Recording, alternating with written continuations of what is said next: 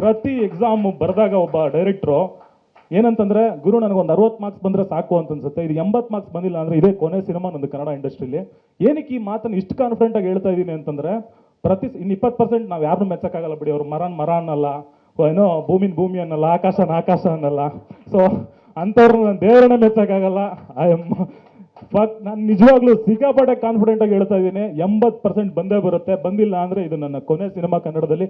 ಇನ್ನೊಂದು ಗಣಿಟು ಅಂತ ಒಂದು ಮಾಡಿದ್ದೀನಿ. ಆಮೇಲೆ ಕೇಳ್ಬಿಟ್ಟಿರಾ ಹೆಂಗೋ ಮಾಡಿದೆ ನೀನು ಅಂತ ಕೇಳ್ಬಿಟ್ಟಿರಾ. ಪ್ರೋಗ್ರಾಮ್ ಶುರುವಾಗಕ್ಕಿಂತ ಸ್ವಲ್ಪ ಹೊತ್ತು ಮುಂಚೆ ನನ್ನ ಹತ್ರ ಒಂದು ಟೇಬಲಲ್ಲಿ ಕುತ್ಕೊಂಡು ನಾನು ಒಂಚೂರು ಇನ್ಫಾರ್ಮೇಶನ್ ತೆಗಿತಾ ಇದ್ದೆ. ಅಂಕಿತಾ ಅವರೇ ಏನು ಮಾತಾಡಲಿ ಅಂತ ಕೇಳಿದ್ರು. ನಾನು ಅಲ್ಲ ನೀವು ಸಿನಿಮಾ ಬಗ್ಗೆ ಕಂಟೆಂಟ್ ಬಗ್ಗೆ ಮಾತಾಡಿ ಅಂತ. ಅಲ್ಲ ಆದರೂ ನಿಮಗೆ ಗೊತ್ತಿರುತ್ತಲ್ಲ ಏನು ಮಾತಾಡಲಿ ಅಂತ. ಇದು ಉಲ್ಟಾನೇ ಇದೆ ಇದು. ಇಲ್ಲ, ದಯವಿಟ್ಟು ಹೇಳ್ತೀನಿ, November 22 ನೋಡಿ